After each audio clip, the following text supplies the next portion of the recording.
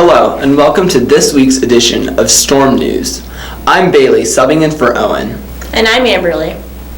This week, our news team interviewed some of Summit's competitive cheer team, who just won Grand Champion at the OCCA Cheer Championship. Let's see what they have to say. What's the best thing about cheer? I love the team aspect of it. Every year, you pretty much make a new family with everyone that's on the team.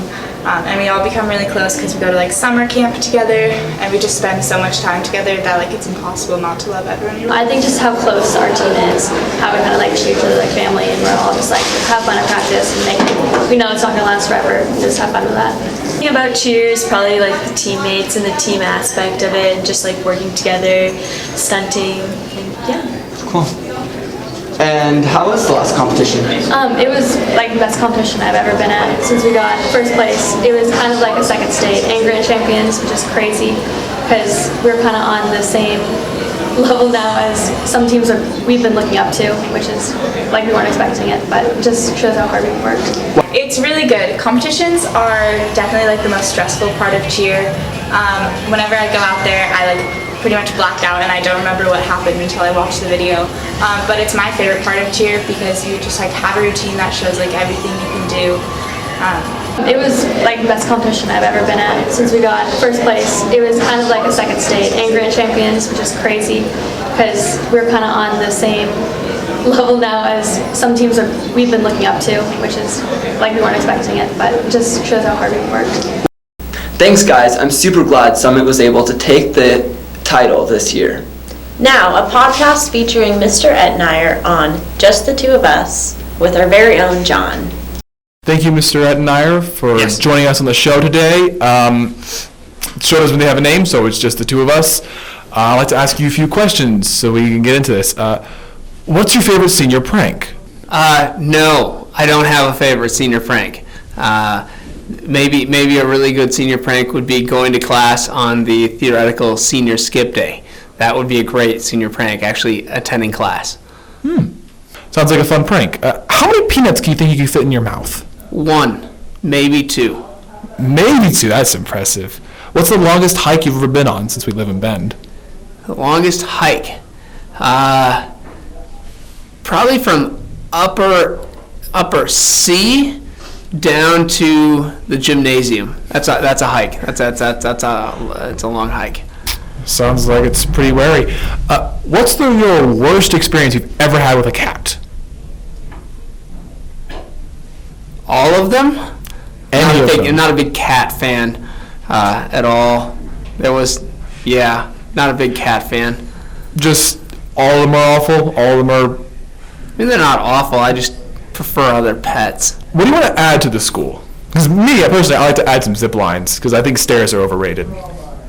Zip lines would be fun. I think that there are some safety measures that would increase the amount of time it took to get to class, so I don't know that that's a viable option.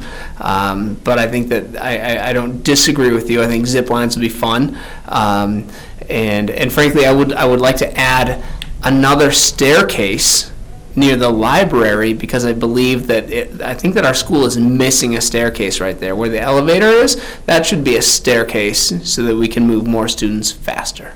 It's true. That place is like Traffic Central. It's insane. It's really bad. And now one for our few viewers here. What's mortality like? What's mortality like? Yeah. It's good. All right, that was our last question. Thank you for having us. Thank you for coming on to the show. Absolutely. Have a wonderful day. Go Summit. As many people may know, a prankster or pranksters have been running around causing havoc and chaos in the math department. Our news team made a decision on who we thought the prankster may be. Here's some footage from the event. What exactly is happening here? First of all, what do you guys hear about the math pranks? Anybody hear anything about the math pranks? I saw this dude walking around in a giraffe onesie with a bandana on, and he looked pretty suspicious. And I've always seen him. I'm in Johnson's class. You're John. What do you say? He just talks about it. Well, you might notice that I have a scale model of the soccer pitch. So what we have here is a little bit of a prank, and we are unsure who the prankster is. The math department has been hit now 5 times. You know. And who has time to just throw balloons? Did you blow up? Well, the math department. Who's your math teacher? Mr. Borowski. Borowski. See, we haven't heard about Borowski, have we? Don't know. Does he ski? Borowski does. Yeah, I think he does ski. Oh. He does. Wait, are the pranks on the students? Oh. Put the bowls of water in your room. We're not 100% sure, but we think student council, or at least a subset of the student council, is up to no good. I heard somewhere that the math department thought it was Warsaw, and Warsaw convinced them that it was her, but it's not her. But it's not Warsaw. People think it's Stuco as well. But it could. What if it is her and she's lying? Math pranks, man. Come on, let's go. The what? Math pranks. Oh.